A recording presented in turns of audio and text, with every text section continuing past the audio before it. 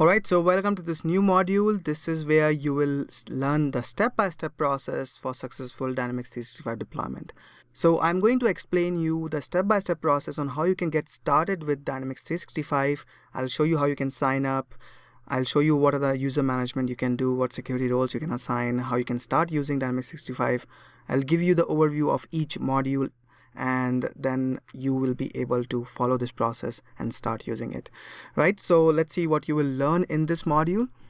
So first thing you will learn is choose the best plan for Dynamics 365. So we've been talking about this, that you need to choose the best plan that is applicable and required for you. So I'll talk about that, what are the different models available and what features it has. Based on that, you can identify whether which module you want to go for or not. The next is I'm going to explain you how you can sign up for Dynamics 365 30 days trial, and I will show you that in practical, so you will learn that process, and also how you can get Dynamics 365 up and running, so what modules you can select and how you can add additional modules. Then I will show you how you can add users and manage subscription of those users in Office 365 Admin Center.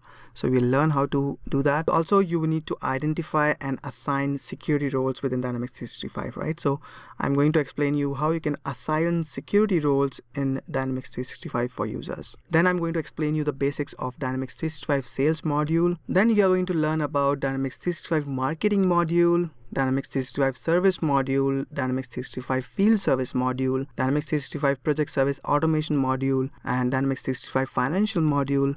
And finally, I'm going to explain you Dynamics 365 operations module. So we'll learn the basics of all these modules.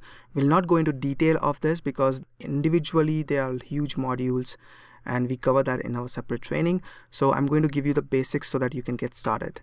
And finally, we'll do a module review, that what you have learned and what is the next step. All right, so that's it for this video, and I will see you in the next video tutorial.